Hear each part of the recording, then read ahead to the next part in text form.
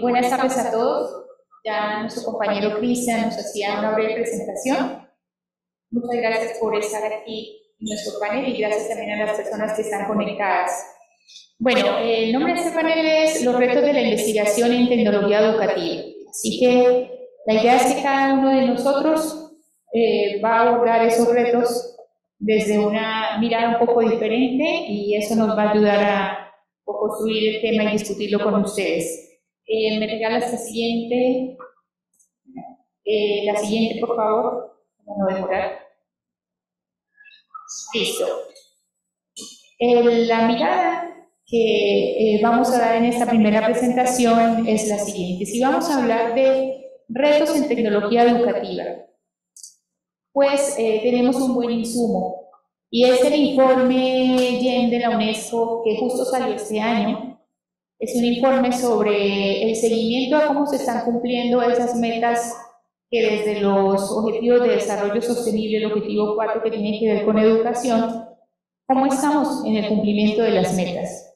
Y en lo que tiene que ver con tecnología educativa, el informe se hace una pregunta y es si la tecnología educativa es una herramienta que está ayudando la educación, pero una herramienta en términos de quién. ¿Quién dice que realmente es una herramienta que está apoyando la educación? Siguiente, por favor. Gracias. Bueno, ahí está el propósito del informe y un punto importante que el uso de la tecnología educativa se haga a nivel global, pero desde las lentes de la pertinencia, equidad, escalabilidad y sostenibilidad. Entonces aquí viene la pregunta de si esa tecnología educativa nos permite hacer cambios. Bueno, tal vez sí, pero ¿nos permite hacer transformaciones en educación? Esa es la pregunta y ya nos hablaba el doctor Álvaro Gálvez hace un rato, esta mañana, de la diferencia entre simplemente un cambio y una transformación. Cuando vamos a ver si la tecnología puede resolver los retos más importantes en la educación, el informe nos invita a tener en cuenta aspectos como tenemos diferentes contextos educativos. Es importante saber si los profesores están preparados para usar esa tecnología y si quieren hacerlo. Tenemos diferentes niveles educativos, tenemos diferente situación económica de cada uno de los países, o sea que hay una heterogeneidad grande y hay que tenerla muy en cuenta en cómo se está logrando y cuando vamos a investigar sobre esos temas, eso lo complica, ¿no? Siguiente, por favor. Bueno, el informe nos dice, bueno, quizá no todo es negativo, tenemos cosas positivas que la tecnología educativa ha traído para mejorar la educación y una de las cosas positivas es cuando hablamos de inclusión. Las estudiantes que tienen discapacidad, algún tipo de discapacidad, pues ellos sí se han visto bastante beneficiados por el tema de tecnología. El tema de tecnología favorece la accesibilidad, también ha apoyado con recursos especialmente diseñados para ellos. Les ayuda a superar barreras y el tema de diseño universal, que afortunadamente hemos venido creciendo en esto, y es diseñar no para una persona que tenga una condición especial, sino diseñar de una forma común para todos, pero que brinde accesibilidad. Y bueno, siguiente por favor. Gracias. Eso, dentro de los temas positivos, acabamos de hablar del diseño universal, recursos educativos accesibles, pero también años antes, desde 1920 que empezamos a usar la tecnología educativa para la educación, ya la tecnología apoyaba desde la radio, la televisión, luego la telefonía móvil, no necesariamente todo lo que estamos viendo ahora digital, sino eso también es tecnología, y eso lo vamos a tener que retomar más adelante porque cuando hablamos de problemas de contexto, pues hay que de pronto devolvernos un poquitico en los avances tecnológicos y ver cada contexto que tecnología requiere para apoyar realmente la educación. Entonces, como positivo, seguimos teniendo en lo que tiene que ver con enseñanza y aprendizaje, ese tema de acceso, y ha habido efectos positivos en algunos tipos de aprendizaje. ¿Y por qué el informe habla de algunos tipos de aprendizaje? Bueno, porque dice que muchas veces se queda solamente en traer como herramientas que hacen que el estudiante haga muchos ejercicios de los mismos y simplemente practique cosas, pero no se orienta a que adquieran unas habilidades más avanzadas. Eso en cuanto al tema como micro de la enseñanza y aprendizaje, pero también está el tema positivo de que ha apoyado mucho a las instituciones en su gestión. Bueno, podemos pasar a la siguiente. Pero una parte que ya no es muy positiva, sino más bien un poco, no digamos negativa, pero para reflexionar, es que tenemos problemas con la evidencia disponible sobre el impacto de la tecnología en la educación. A veces como que sobreestimamos ese impacto y realmente no hay investigación sólida que lo pueda evidenciar. Y eso está mal porque se necesita evidencia sólida para poder tomar decisiones informadas a quienes las toman. Entonces, bueno, ahí estamos lo de que no tenemos evidencia sólida. Y otro problema que tenemos es que algunas organizaciones que trabajan en conseguir esa evidencia que se necesita, pues realmente termina siendo una evidencia que no es muy imparcial, porque mucha suele ser generada por las organizaciones que construyen la tecnología y logran investigaciones que son propias para decirle al mundo que está probado que sí funciona, pero ahí hay una invitación del informe para que las universidades logremos participar más en esto, ya sea en conjunto con esas organizaciones o en forma independiente en la universidad, para traer parcialidad a esa evidencia. La siguiente, por favor. Bueno, empezábamos diciendo que el informe tenía un subtítulo que decía en los términos de quién. Y cuando las instituciones quieren decir, bueno, ¿cómo sería esa tecnología en nuestros términos? Entonces el punto central es que se logren tomar decisiones sobre tecnología educativa, pero poniendo las necesidades del estudiante en el centro, que pensemos en las necesidades del estudiante y que solo tomemos decisiones de tecnología siempre que hayamos revisado que sea apropiada para el contexto, que sea equitativa, es decir, que no deje a ningún estudiante atrás, y que esté basada en evidencia y sea sostenible en el tiempo. Creo que eso lo digo aquí. El último punto, importante ver que la tecnología nos ayuda a mejorar la calidad en la enseñanza y en el aprendizaje. El informe se enfoca en mejorar la calidad de competencias básicas y en este momento pues las competencias digitales hacen parte de esas competencias básicas. Un tema clave del informe es que nos enfoquemos en los resultados de aprendizaje esperados, más que en la tecnología, en hacer que el estudiante consiga los resultados de aprendizaje. Este punto que está debajo realmente no es del informe, pero es como un paréntesis para decir, bueno, sí, competencias básicas, resultados de aprendizaje, pero no debemos olvidar desde las instituciones educativas también el tema de las competencias transversales con apoyo de la tecnología. Listo, la siguiente, por favor. ¿Cuánto tiempo tengo? Vale. Este es un ejemplo de una investigación que se hizo en Sierra Leona, en África, y es un ejemplo de cómo podría ser tecnología en nuestros términos. Y me pareció que valía la pena comentarlo aquí, y es porque pensando en la diversidad de contextos, ¿no? A veces como que pensamos, bueno, avances tecnológicos, por ejemplo, analítica de aprendizaje, sí, buenísimo, lo vamos a aplicar en las instituciones, pero hay muchas realidades que desconocemos o a veces olvidamos. Por ejemplo, ellos aplicar analíticas y ellos ni siquiera tienen un sistema para identificar a sus estudiantes.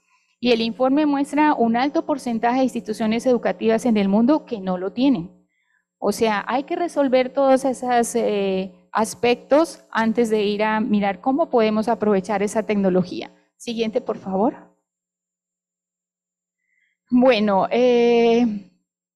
ya hemos mencionado algunos retos que nos quedan entre líneas, pero aterrizando un poco, pues está Los retos que tienen que ver con el acceso, también dice el informe que solo 1 de 4 escuelas primarias tiene electricidad. Eso es de las cosas que uno como que olvida, ¿no? O no tiene en cuenta. Entonces, ¿cómo podemos con tecnología educativa apoyar a ese tipo de instituciones que no tienen electricidad? ¿Qué tipo de tecnología podríamos llevar para apoyar la educación, el aprendizaje y la educación de calidad? Nuevamente el tema de la equidad, concentrarnos mucho. 3 aspectos principales de equidad: equidad en el acceso, equidad en los recursos y equidad en el logro de los resultados de aprendizaje. Los temas de inclusión, con tecnología podemos garantizar que más conocimientos lleguen a más estudiantes, pero en formatos más atractivos y económicos. ¿Cómo poder lograr eso? Siempre pensando en no dejar estudiantes atrás. Cómo mejorar la calidad en enseñanza, aprendizaje y habilidades básicas, pero también desarrollo de habilidades digitales que las estamos incluyendo en las básicas. Bueno, paso rápido para decir, no olvidar algunos riesgos que hay, como que la tecnología distrae muchas veces a los estudiantes. No perder la falta de contacto humano por concentrarnos tanto en la tecnología. Y tener en cuenta los problemas que estamos teniendo por invasión a la privacidad y temas de avivar odios que estamos viviendo con las redes como un efecto de la tecnología. Y siguiente, por favor.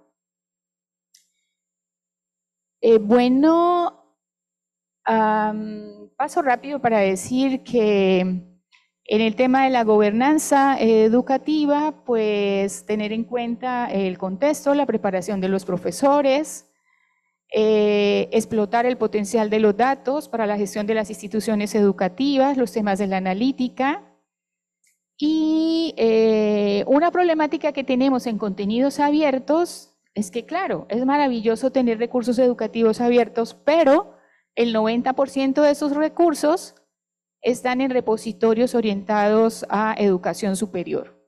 Y además están diseñados para contextos europeos y norteamericanos, y por ejemplo el 92% los de Open Educational Resources Commons están en inglés, en el idioma inglés. O sea, son abiertos, pero ¿a qué público alcanzan a llegar?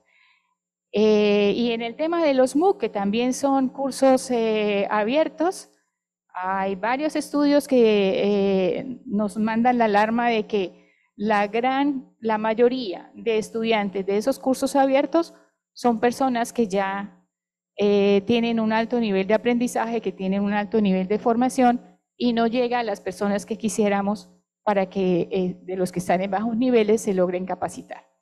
Siguiente, por favor. Yo creo que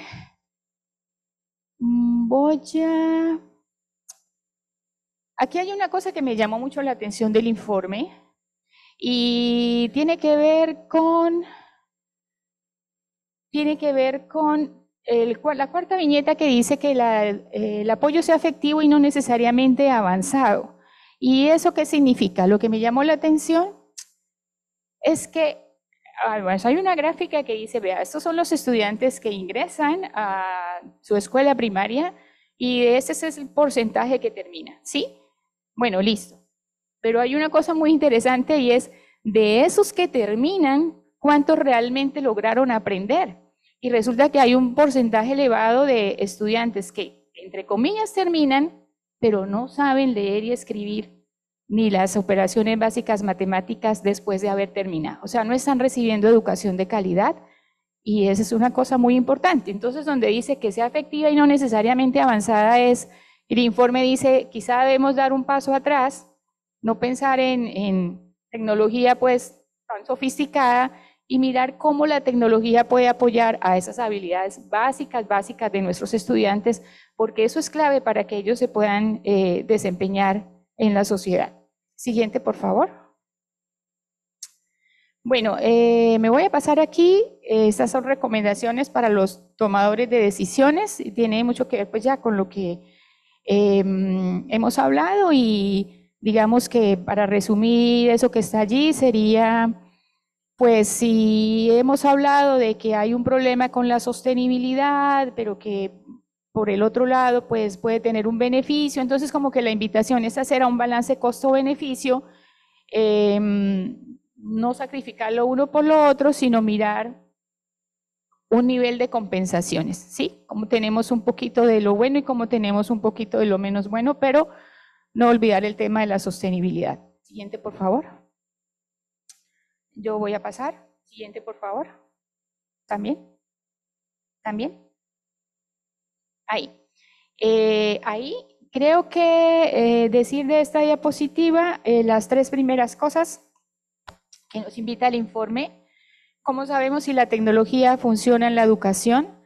Y hay tres preguntas que nos invita a hacernos. Una es, ¿cuál es el mecanismo que lleva del uso de una pieza de hardware o software a un mejor aprendizaje? Es decir, no olvidar el propósito, apoyar el aprendizaje. La segunda, que si fue diseñado el software o hardware para que funcionara en unas condiciones, ver si efectivamente en el contexto donde se va a implementar tenemos las condiciones requeridas. Y la tercera, el tema de la evidencia, ¿sí? ¿Qué evidencia se puede recopilar? ¿Cómo se puede recopilar? ¿Quién la va a recopilar para poder medir el impacto? Así que al final lo que está en verde es una conclusión de que se necesita más investigación, ya no solo sobre cómo se construyen los recursos, cómo se construyen las herramientas, sino sobre prácticas educativas con esos recursos y herramientas. Ya es sobre las prácticas en contextos específicos. Siguiente, por favor. Bueno, y siguiente, por favor. Y ya para terminar, pues quería mencionarles que con todo esto que hemos dicho hasta ahora, seguramente ya ustedes y las personas que están conectadas pueden haber identificado entre líneas algunos retos que eso puede implicar para la investigación en tecnología educativa, ¿sí? De hecho, yo quisiera preguntarle a alguna de las personas que está aquí con nosotros o que está conectada si nos quiere compartir retos que haya identificado con esta charla que llevamos hasta el momento. Muy buenas tardes, mi nombre es Eliel Guevara, vengo desde Colombia en representación de la Universidad Magdalena. Mi pregunta es, mi respuesta a la pregunta que usted hace sobre los retos. Antes de la pregunta quisiera resaltar algo que usted comentó sobre la gobernanza. Entonces, la investigación es un instrumento por excelencia para identificar científicamente situaciones. Entonces, usted bien nos comentó las situaciones, por ejemplo, la falta de fluido eléctrico en ciertas poblaciones. Eso es muy típico en nuestro país. Es una de las limitaciones y uno de los retos. ¿Cómo desde la gobernanza, cierto, se podría crear un modelo de gestión que pudiesen adoptar los dirigentes para poder tratar de acortar esas brechas y de dar solución a esas problemáticas? Y usted ha dicho una que es sensible, que es la falta de fluido eléctrico, entre muchas situaciones que hay. Entonces, ¿cómo desde la investigación se podrían generar esos modelos de gestión que orienten esas políticas que puedan ser transversales y tratar de solucionar desde un buen gobierno esas problemáticas? Gracias. Ya, bueno, sé que nosotros en la charla vamos a hablar de tecnología educativa desde lo macro, meso y micro, y tú le estás apostando a lo macro, ¿sí? Desde las decisiones en política que hay que tomar, y eso es muy importante, ¿no? Sí, no seguir investigando, pues, como si todas esas otras condiciones estuvieran dadas, porque no lo están, ¿sí? Hay que tener muy en cuenta el contexto, mirar cómo damos un paso atrás, algunos, y otros podrán seguir con otra tecnología. También yo hacía la pregunta esta mañana a los del TEC de Monterrey del tema de compartir datos. También vamos a ver ahorita sobre eso, porque de pronto investigamos en un contexto Y claro, tenemos unos datos ya con los que venimos trabajando y ahí nos da unos resultados, pero si consiguiéramos datos de otras poblaciones, seguro que conseguiríamos otro tipo de resultados, otro tipo de impactos que nos ayudarían a contribuir a apoyar a quienes toman esas decisiones de gobernanza, a orientarlos mejor. ¿Sí? Muchas gracias. Aquí es algo muy pequeño para decir que si nosotros vamos a invitar a hacer una investigación en tecnología educativa que nos ayude a superar brechas, a no dejar a nadie atrás y a conseguir las metas de los Objetivos de Desarrollo Sostenible en cuanto a educación, pues esto seguramente va de la mano con cómo motivamos a los investigadores para que se concentren en hacer la investigación que se requiere, porque si tenemos un problema de medición de la investigación y estamos midiendo, privilegiando cantidad sobre calidad, quizá no lo vamos a conseguir, ¿sí? Si estamos pensando en cuántos artículos por investigador para llegar a los rankings X o Y, ¿sí? O cuántos artículos el investigador para conseguir subir en el escalafón de su institución. Y si es una carrera por la cantidad, difícilmente vamos a trabajar en una investigación que aporte resultados sólidos sobre impacto, hacer un estudio longitudinal que va a tomar algunos años, pues eso nunca se va a dar, ¿sí?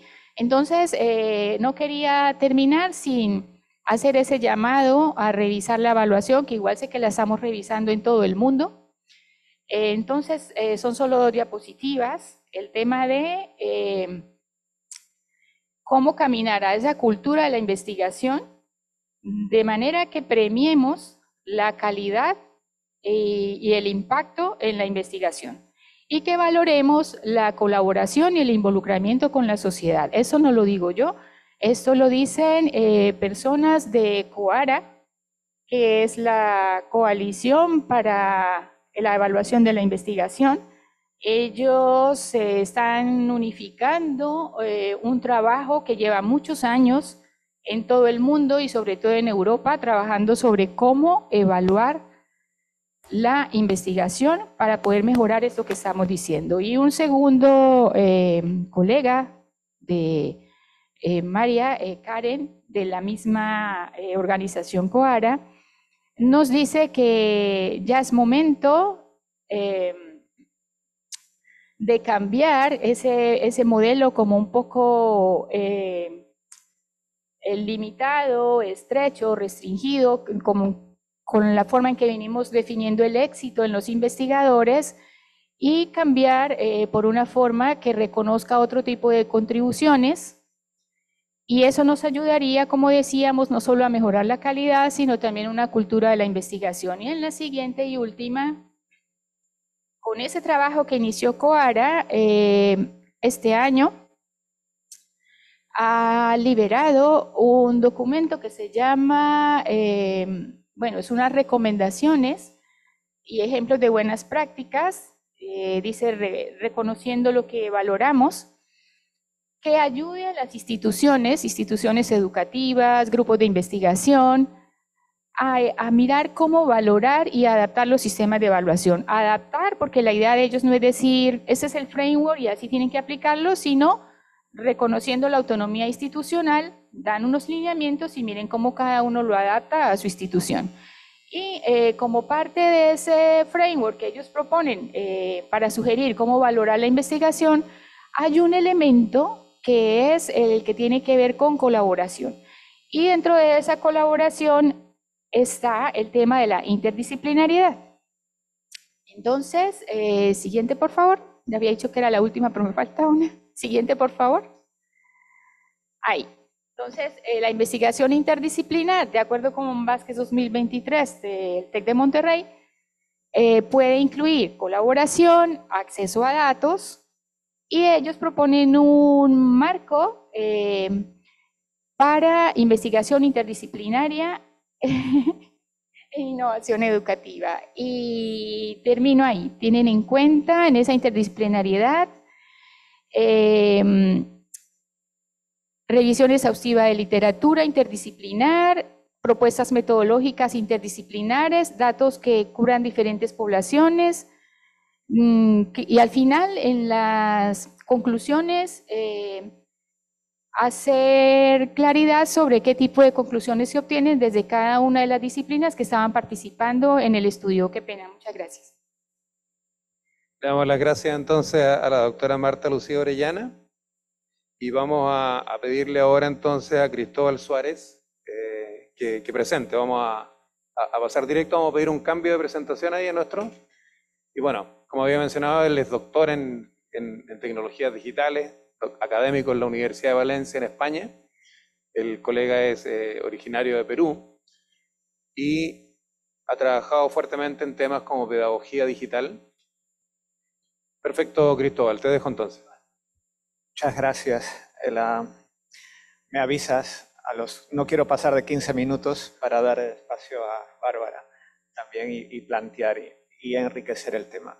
A ver, cuando uno, gracias a la organización, gracias a la Universidad de Panamá por brindar este espacio, y en realidad es la oportunidad para poder pensar la investigación de forma más detenida, ¿no? Cuando uno hace investigación, educación y tecnología, normalmente está abocado a una acción, pero estos eventos a ti te permiten tomar distancia para poder reflexionar sobre el lenguaje que produces. En realidad es el lenguaje sobre el lenguaje. Yo tengo dos preguntas que quiero plantear producto de esta reflexión. En la siguiente, nosotros lo que hemos hecho respecto a la relación compleja entre educación y tecnología, básicamente ha sido un conjunto de trabajos que de alguna manera pueden ordenarse. Hay muchos trabajos que dan alguna visión panorámica de la investigación sobre tecnología educativa, como este, por ejemplo, que recurre a los niveles macro, al nivel meso y a nivel micro, sobre 15 temas que de alguna manera ocupan la atención de los investigadores en materia de educación y tecnología, que tienen que ver con el acceso, equidad y ética, globalización de la educación, sistemas e instituciones de enseñanza, teorías y modelos, métodos de investigación, a nivel meso, gestión y organización, costos y beneficios, tecnología educativa, entendiéndose esto por los instrumentos, no por la disciplina necesariamente de los 70, que era la tecnología educativa, innovación y cambio, desarrollo profesional, servicio de apoyo al alumno, garantía de la calidad, y a nivel micro del aula, diseño instruccional, interacción, comunicación, características del alumno. En la siguiente hay un ejemplo similar también de intento de comprensión de lo que hacen los investigadores en el campo de la investigación de innovación y tecnología, que tiene que ver con una misión, con la visión macro, con una perspectiva sobre la actitud y la aceptación y sobre los entornos de aprendizaje. En la siguiente podemos notar, en la siguiente diapositiva, un trabajo del año 23 que da cuenta de la investigación realizada hasta el año 2022, con más o menos 2.700 trabajos en Scopus, y hace una buena, interesante caracterización sobre los focos de atención en torno a los contextos de la investigación, los métodos de la investigación, las modalidades y los temas. En estos trabajos hay una cosa muy importante. Los contextos, el contexto en el que se ubica normalmente la investigación en tecnología educativa es el contexto de la educación superior, a diferencia de la investigación en la educación básica. Los métodos que conviven, aunque hay un sesgo amplio en la investigación cuantitativa, hay un sesgo, hay una presencia importante, una presencia importante de los métodos cualitativos.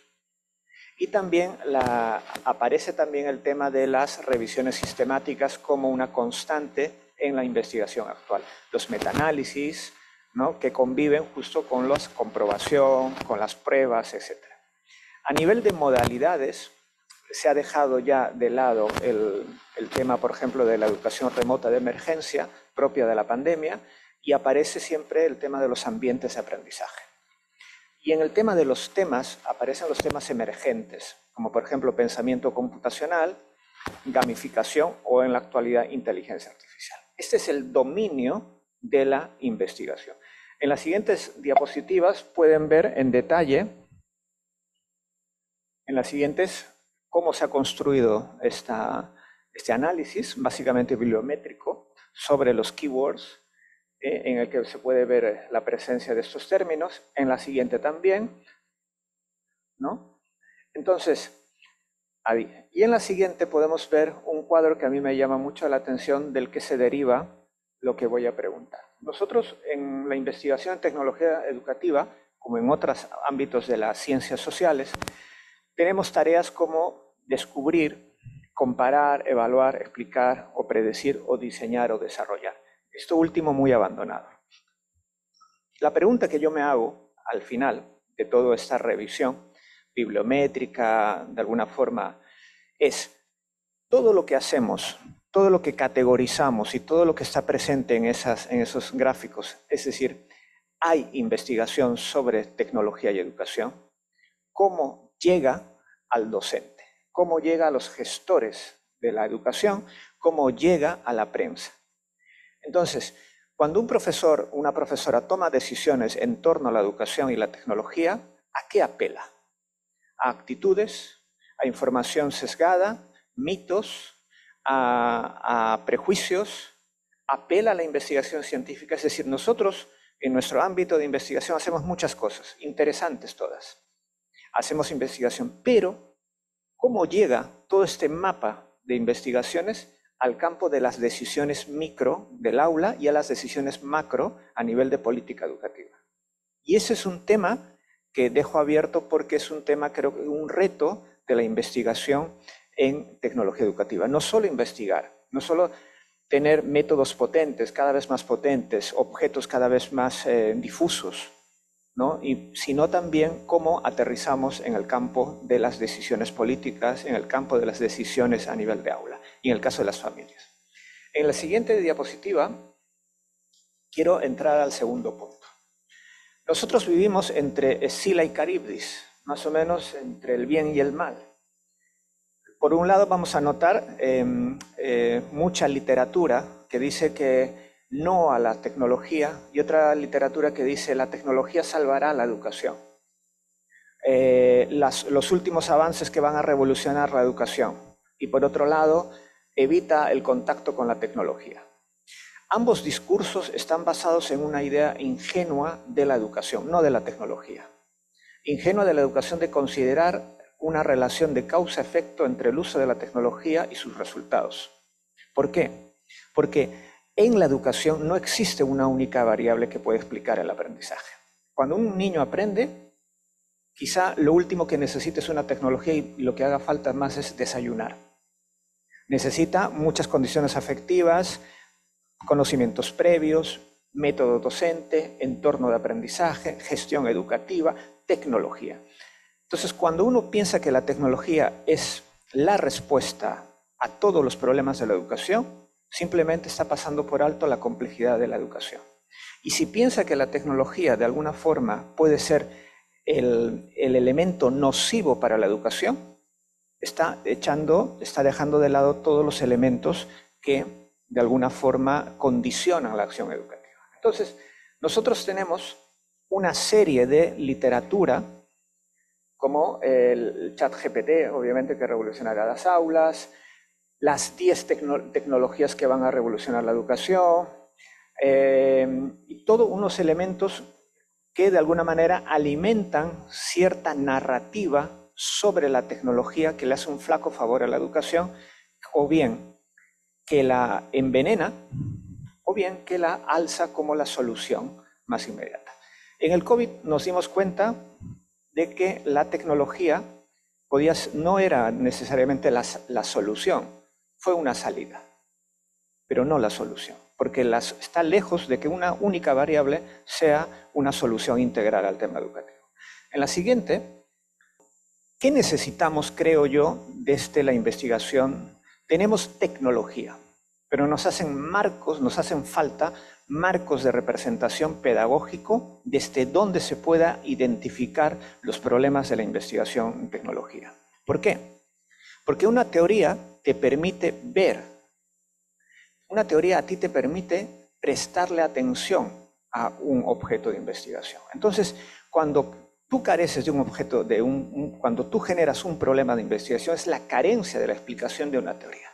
Entonces, no nos podemos anclar únicamente a una investigación en la relación educación y tecnología, solo buscando la eficacia tecnológica o la virtud tecnológica. Tenemos que empezar a madurar marcos de comprensión pedagógicos más solventes, más integrales, más holistas, que de alguna manera te puedan dar sustento a identificar efectos que están más allá de la eficacia o del solucionismo tecnológico con que normalmente se vende la tecnología. No solo los vendedores de tecnología, sino también las ideas con las que compramos, entre comillas, la tecnología. Entonces, en la siguiente, perfecto. Es un trabajo que hicimos con Pablo Rivera, con Martín Ribot.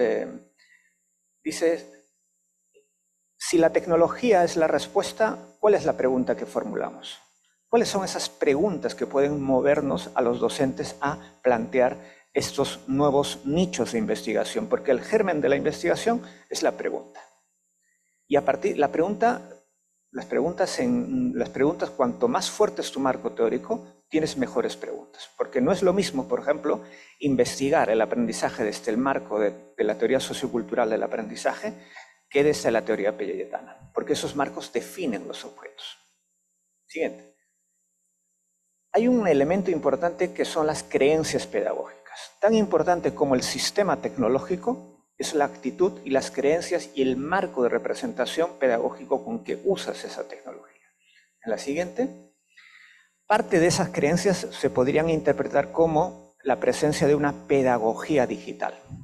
Y una pedagogía digital, si vas a una búsqueda en Web of Science, puedes encontrar que desde el año 1983 se han encargado de este tópico de investigación no solo las ciencias de la educación, sino las ciencias del comportamiento, las ciencias computacionales, la ingeniería, la economía, las artes, etc. Eso delata que el tema es, no sé si interdisciplinar, pero sí multidisciplinar. La siguiente, por favor. Entonces, aquí caben dos cosas. Por un lado, entender la pedagogía digital como sinónimo de metodología, es decir, de capacidad de dar clases, como de didáctica, y entender una pedagogía digital crítica. Una pedagogía que le exija a la tecnología algo más que la eficacia. Esto puede generar dos perspectivas diferentes. En la siguiente, por favor. Esta diferencia no es baladí porque cada enfoque denota problemas, campos y hallazgos diferentes. Por ejemplo, si tú te preguntas sobre la eficacia sobre un entorno colaborativo, un entorno de aprendizaje colaborativo, virtual, colaborativo, tú podrías decir, ¿cuál es la eficacia didáctica de un entorno virtual cooperativo para el aprendizaje de las matemáticas? Que no está mal, no estoy diciendo que está mal. Lo que estoy diciendo es que hay algo más. Si tú lo haces el mismo entorno virtual de aprendizaje desde la concepción de la pedagogía digital crítica, tú podrías plantear cuál es el impacto de los datos en la privacidad del trabajo cooperativo en la plataforma X en el aprendizaje de las matemáticas. Entonces te estás preguntando por cuestiones diferentes aunque estés trabajando sobre la tecnología. ¿Esto a qué me lleva? Para cerrar. La siguiente, por favor. A pensar en preguntas. Pensar en las oportunidades del aprendizaje que estimula el uso de la tecnología. Claro que las estimula, pero también pensar en las desigualdades sociales que impone. Desarrollar habilidades para la gestión de la información. Claro que interesa, pero también reflexionar sobre el poder y el sesgo de las tecnologías del conocimiento en el propio conocimiento. Reflexionar sobre la escuela y la tecnología, sin duda, pero además sobre la educación de la atención en un mundo de pantallas. Examinar las grandes posibilidades que tiene la relación persona-máquina en el aprendizaje, pero también estar atentos a los dilemas éticos del uso de la tecnología. La siguiente, por favor. Hacer posible el acceso a los recursos educativos abiertos, sí, pero también plantear el debate de la educabilidad digital. Potenciar el aula como tecnología es posible, pero también comprender el ecosistema digital. comprender el impacto de los artefactos tecnológicos en el aprendizaje, pero al mismo tiempo examinar el poder de las tecnológicas en nuestra democracia y en la educación ciudadana. Conocer cómo influyen las teorías del aprendizaje para usar la tecnología, pero también entender el estudio del papel de las creencias educativas digitales. Por un lado, la teoría está bien, pero las creencias también forman parte de ese mundo simbólico con el que entiendes la tecnología. Aquí hay más preguntas del mismo tipo, las voy a pasar por alto para terminar. ¿Me queda un minuto? Vale, perfecto. La siguiente, por favor. Entonces, el tema al que yo llamo es tratar la tecnología no como un problema, sino problematizar la tecnología. A la tecnología no solo hay que pedirle eficacia, eficiencia, sino también cuál es el impacto social, cuál es el impacto en nuestra ciudadanía, en nuestra forma de ser, en nuestra autopercepción, en nuestra construcción de nuestras necesidades. ¿A qué le prestamos atención con la tecnología? Entonces, ¿por qué? Hemos dejado de lado el tema tradicional de la tecnología, entendida como comunicación de masas o autocomunicación de masas, como hablaba Castells, para hablar de un sistema tecnológico complejo que tiene que ver con los datos, que tiene que ver que es mucho más potente. Y justamente necesitas marcos de comprensión. ¿Sobre qué marcos de comprensión asentamos el estudio de la tecnología educativa? Esa es la segunda pregunta que planteo. Y para finalizar, la siguiente, porque no me da el tiempo. Este es un trabajo que hicimos hace poco sobre mitos de la educación digital. Este sería un ejemplo de algunos elementos importantes que podrían tratarse en una pedagogía digital crítica, es decir, ¿de qué estamos hablando? De la natividad digital como mito. Estamos hablando de que la tecnología digital resolverá los problemas de la educación, que el uso de la tecnología digital tiene suficiente respaldo científico, como decía el estudio. No lo tiene, porque es difícil de analizar, difícil de separar. Es difícil de estudiar el impacto real de la tecnología. Y para finalizar, ahora sí, solo un tema que es muy importante tanto para la investigación como para la práctica. Ponga aquí su tecnología en el contexto educativo. No se olvide que esta tecnología tiene que responder a un contexto educativo. Y eso es fundamental, porque no estamos hablando de la física o la química, estamos hablando de un evento educativo. Muchas gracias, Cristóbal. No sé si de la audiencia presencial hay alguna consulta que le podamos hacer. Sí, pero bueno, seguimos entonces y le damos el espacio a Bárbara Benito de la Universidad de las Islas Baleares para que haga el cierre. Bueno, no sé si va a ser el cierre, o espero que no. Yo me voy a poner aquí abajo porque me da un poco de vértigo estar ahí. No sé si la presentación estaba en el correo. Mientras tanto, aprovecharé para presentarme. Como ha dicho nuestro compañero Cristian, yo soy Bárbara de Benito, soy de la Universidad de las Islas Baleares, en España, y soy miembro del Grupo de Tecnología Educativa de esa universidad. Necesito presentarme porque muchas de las cosas que voy a explicar, si no me presento y no conocen un poco lo que hacemos desde el grupo de investigación, pues quizás se pueda perder un poco el hilo y por dónde voy.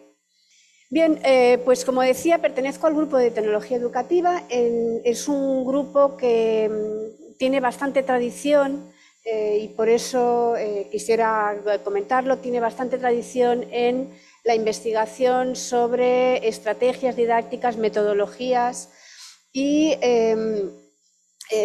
sobre el diseño y la implementación de entornos virtuales, la elaboración de materiales, y actualmente estamos trabajando en relación, justamente hemos tenido un simposio en el que hemos presentado un proyecto.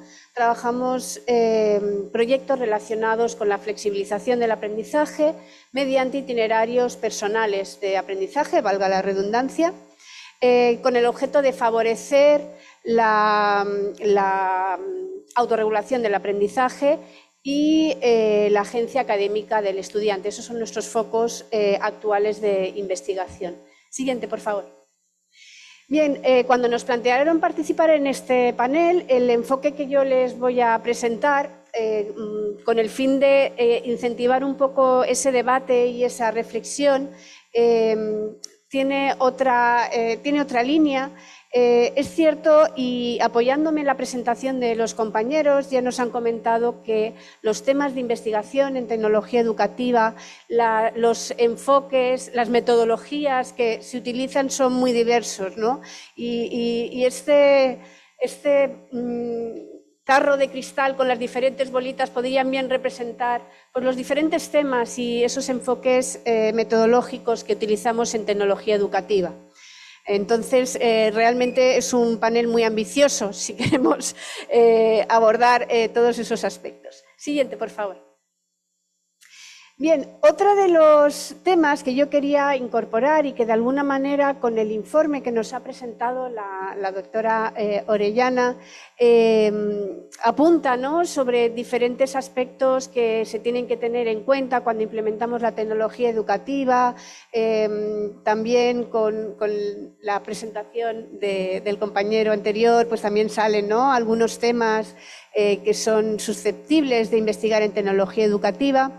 Especialmente yo les recomiendo el artículo de nuestros compañeros de EduTech, además de Linda Castañeda, Jesús Salinas y Jordi Adey, son de los primeros iniciadores de estos congresos, sobre la crisis de identidad de la tecnología educativa, ¿no? La necesidad de replantearnos qué estamos investigando, qué estamos haciendo en tecnología educativa, que de alguna manera el informe que comentaba la doctora Orellana pues apoyan algunos de estos conceptos y algunas de esas ideas que ellos aportan en el artículo. Siguiente, por favor. Bien, pues otro enfoque que yo les quería dar y la visión que les quería proporcionar es abordar los retos de la investigación en tecnología educativa desde el concepto de fragilidad pedagógica. Y ustedes dirán, ¿y ahora qué me está contando esto de la fragilidad pedagógica si esto es un panel de investigación? Pues llevamos unos años investigando también sobre el tema de la fragilidad pedagógica. Por favor, si puedes poner la siguiente. Y esta fragilidad pedagógica pues la relacionamos con la innovación educativa. Yo creo que hace 10 años ya escribimos un artículo sobre esos elementos que de alguna manera aquellos profesores que son innovadores, ¿no?, que intentamos innovar, pues cuál es el contexto en el que se desarrolla esta innovación, pues de qué manera hay una serie de hechos, de acontecimientos que están de alguna manera condicionando pues esa labor docente que tenemos. Siguiente, por favor. Esta fragilidad pedagógica la contextualizamos y nos hemos basado en un profesor de la Universidad de Surrey, en Reino Unido, es Ian Kinchin, el cual pues, nos ha hecho diferentes seminarios de formación y en el cual pues, ellos definen como 4 dimensiones de la fragilidad pedagógica. Por una parte, tendríamos una dimensión que hace referencia a todos aquellos aspectos curriculares que se deben tener en cuenta.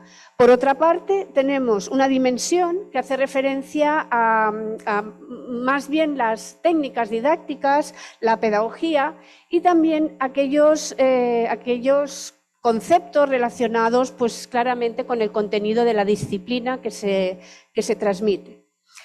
Enfrentándose un poco a esa parte más pedagógica, encontramos la investigación. Es el nexo entre investigación y enseñanza. Y ese va a ser mi eje o mi hilo conductor de lo que les quería transmitir. Y por otra parte tenemos la parte más contextual, que tiene que ver pues, con la motivación, que tiene que ver de alguna manera también con las evaluaciones que nos hacen desde la institución, todos aquellos elementos, repito, que de alguna manera están en nuestro día a día, ¿no? Incluso pues, todas esas gestiones administrativas, burocráticas que cada vez nos hacen hacer más. Siguiente, por favor.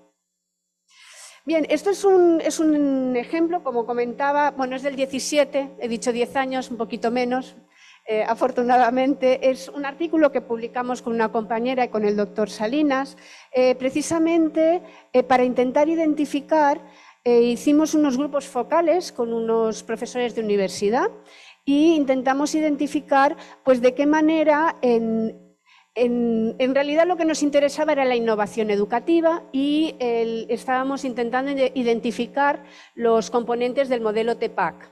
Estaba enmarcado dentro de una tesis doctoral. Pero al mismo tiempo quisimos identificar, el modelo TEPAC lo conocen, ¿no? Tenemos la dimensión del contenido, la dimensión tecnológica y la pedagógica, de contenido y tecnológica. Sí, sí. Y bueno, aparte de esto, también pues, quisimos intentar ver cuáles de estos elementos, cuando nosotros pretendemos hacer una innovación tecnológica, es verdad que aparecen esas dimensiones del modelo TEPAC, pero también aparecían esos aspectos de fragilidad pedagógica. Y a partir de allí pues, intentamos identificar cuáles eran esos elementos. Siguiente, por favor. ¿Por qué digo todo esto? Pues precisamente eso lo enmarco en una de las cosas que comentaba la doctora Orellana en el informe, ¿no? Que sí que, si bien es importante hacer investigación para conocer pues, los resultados de aprendizaje o la eficacia de determinadas metodologías para lograr unos aprendizajes, también es importante que hagamos investigación cuando hacemos innovación educativa. Siguiente, por favor. Otro de los temas que quería abordar en este panel, que a mí es un tema recurrente últimamente, no sé por qué motivo, al igual que nosotros investigamos sobre la fragilidad pedagógica, cuando nosotros queremos innovar y si queremos investigar sobre la innovación educativa que estamos haciendo, les pregunto, pero eso lo dejo para después, si realmente existe podríamos decir, o nos podríamos inventar, esto es una palabra inventada, esa fragilidad investigadora. ¿Por qué investigamos? ¿Para qué investigamos? ¿Qué investigamos? ¿Realmente cuál es? Evidentemente y éticamente investigamos para mejorar y para aportar conocimiento científico. Pero dentro de esos elementos de la fragilidad pedagógica también existen elementos que pueden afectar a nuestra investigación. Por ejemplo, el que tengamos que publicar, el que en nuestro caso en España, ¿no? Que nos piden sexenios de investigación, luego tienes que publicar. Y muchas veces publicamos o corremos un poquito en la investigación para poder alcanzar esas metas que realmente nos está planteando la institución, porque a lo mejor como investigadores nos centraríamos y nos concentraríamos más en otros aspectos. Y eso es un tema que a mí me preocupa, ¿no? Porque de alguna manera creo que es un reto que nosotros también nos tenemos que plantear, no solamente desde el punto de vista de sobre qué investigamos y cómo investigamos, sino también desde el punto de vista de calidad de vida, ¿no? del investigador. Siguiente, por favor. Estos procesos de innovación educativa, nosotros decía que necesitaba presentarme y que como miembro del grupo de tecnología educativa y del tipo de investigación que hacemos, porque nosotros ese tipo de investigación que decías que estaba un poco abandonado, Cristóbal, precisamente es uno de lo que nosotros intentamos aplicar. Es un modelo de investigación que nos va muy bien, encaja muy bien con la tecnología educativa y es la investigación basada en diseño.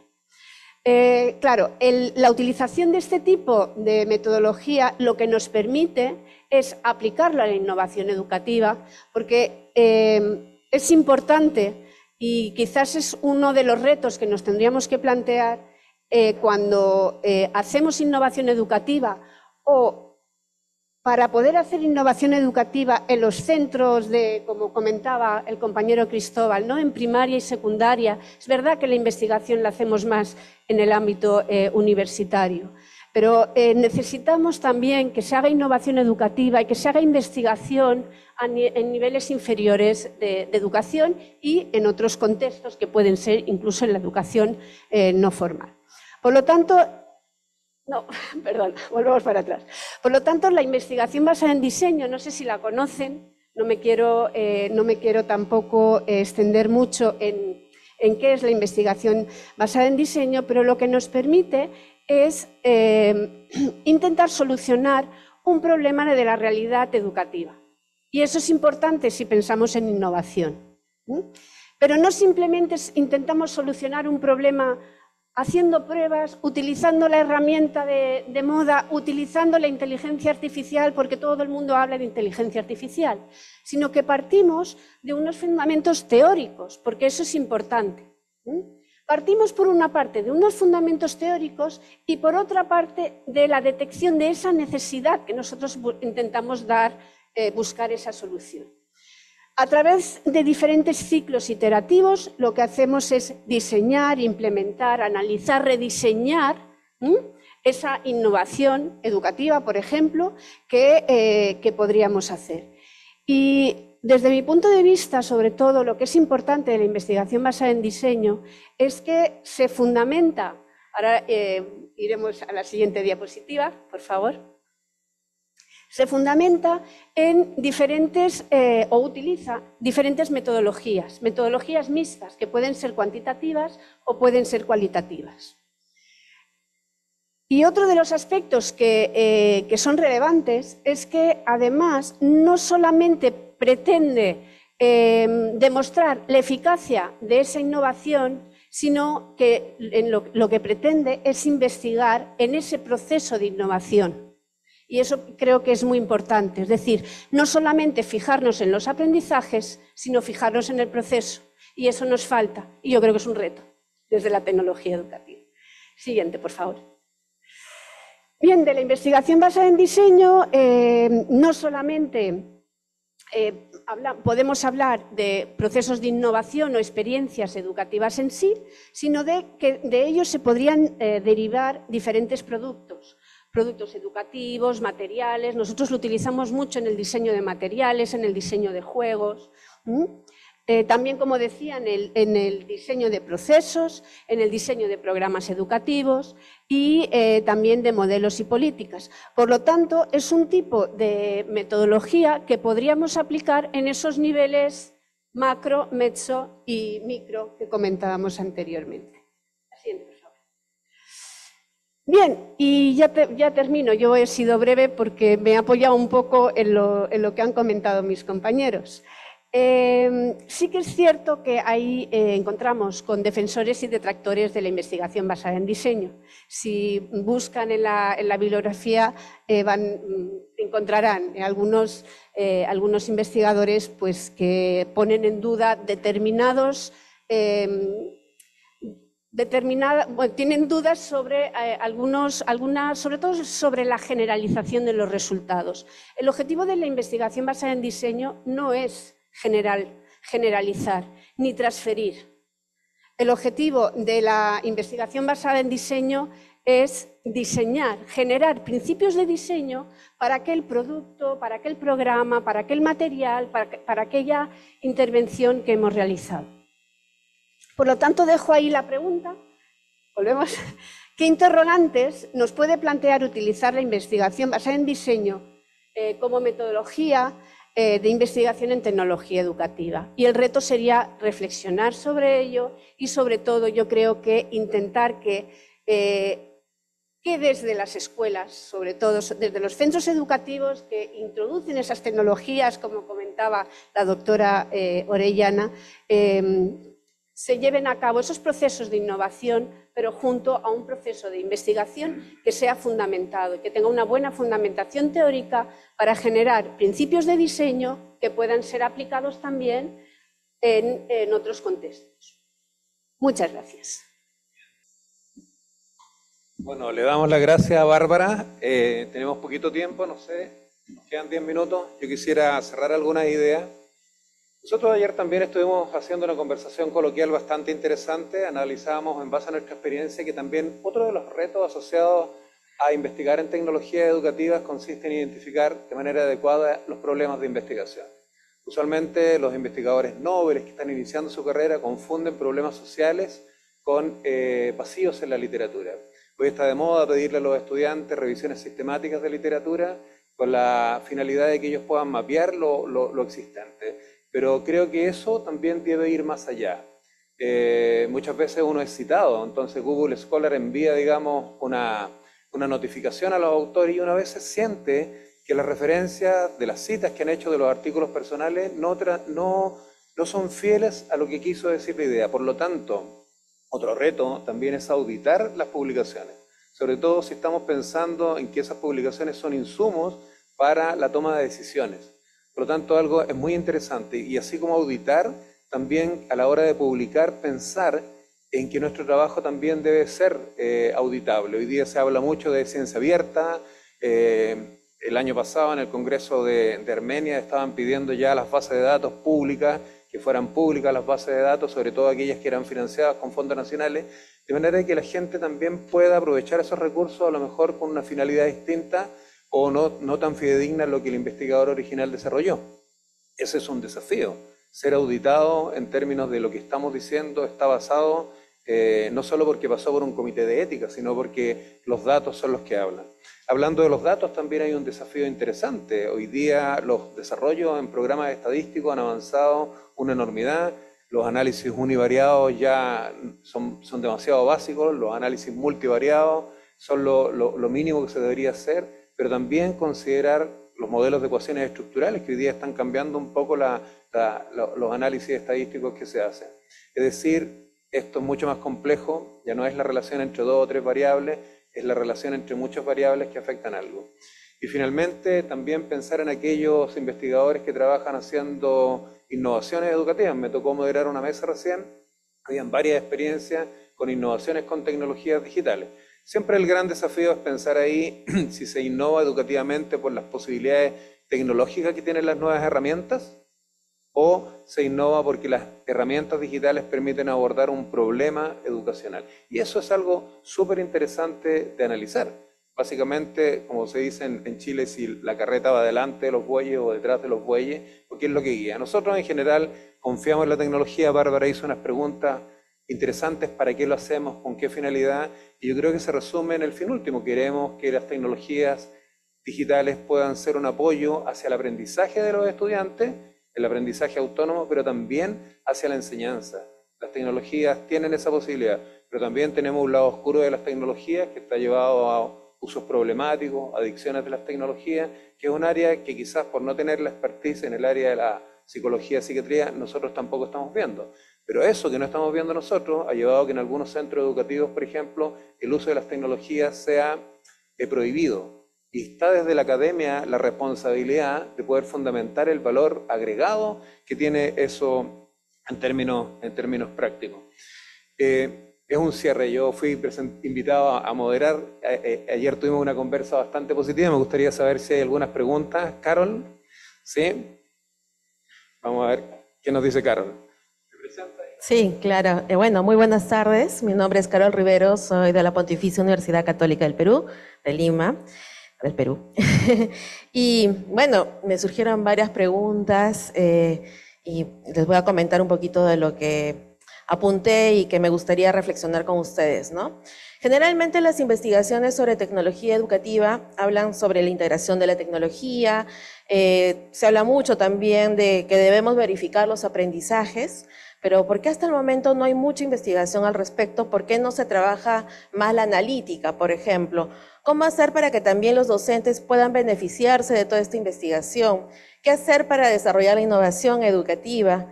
Entonces, y ahí surge mi pregunta para los tres, si desean responder prospectivamente, ¿qué debemos hacer los investigadores que trabajamos en el área de tecnología educativa? Esas son las preguntas. No, a quien quiera contestar. Los tres podrían contestar. ¿Quién se anima? ¿Sí? A ver, muy bien, Cristóbal, por favor, venga. Bueno, según los mapas, según lo que se presentó, hay investigación educativa. Existe.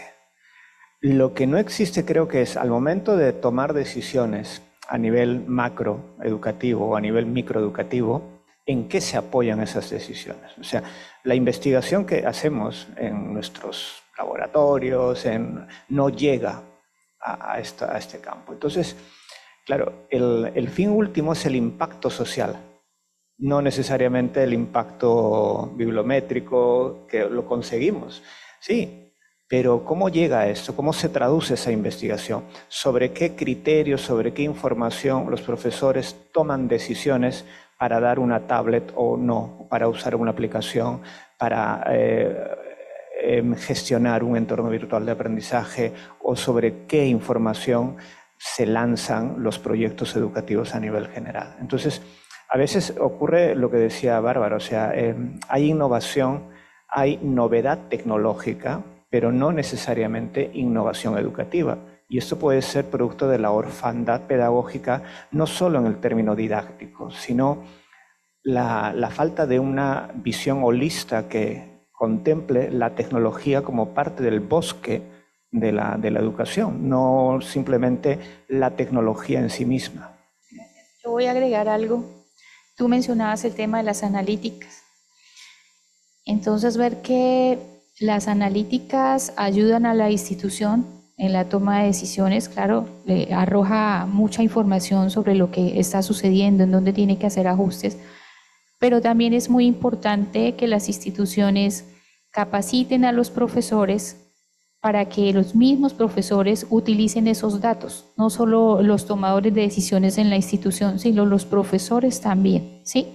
Desde su mirada, desde cómo pueden ajustar ellos, ajustar el diseño, ajustar la enseñanza, las estrategias de aula. Importante eso, capacitarlos en el uso de esos datos, en el análisis de esos datos y cómo poner esos análisis al servicio del mejoramiento de su quehacer docente. Bueno, yo no sé si añadiría algo más porque había otra pregunta, no sé cómo vamos de tiempo. Le pasamos. Tengo también otra consulta.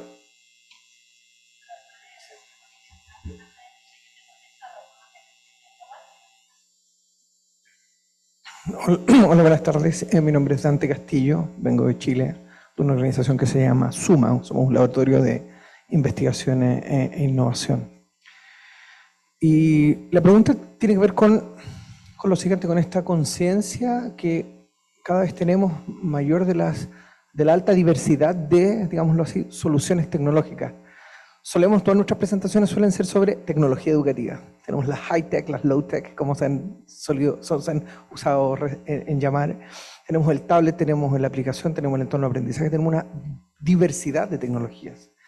Y me parece que no sé si la investigación en tecnología educativa está dando cuenta de, digámoslo así, de la naturaleza distinta del fenómeno, de cuando uno se está vinculando con una aplicación versus cuando se está vinculando con una pizarra electrónica, versus sí.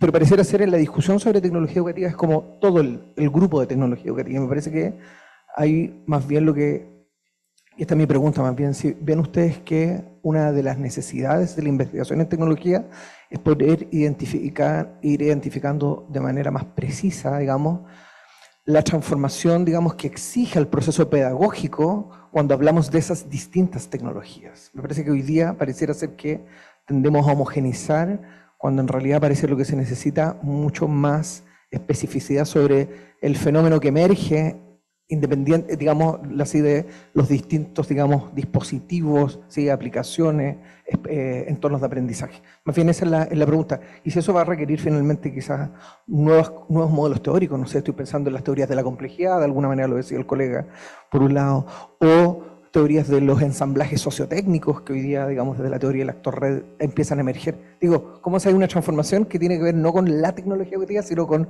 cada una de estas, digámoslo así, especificidades que van surgiendo? Eso. Yo, no sé, la otra vez estaba pensando en el tema de los imaginarios sociotecnológicos. O sea, ¿cuáles son los imaginarios sociotecnológicos con los que nosotros investigamos, ¿no?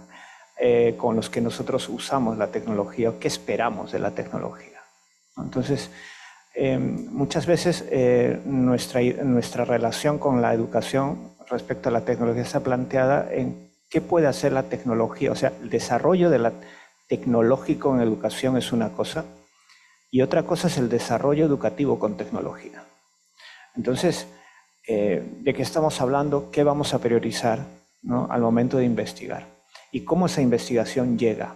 ¿Cómo esa investigación se usa?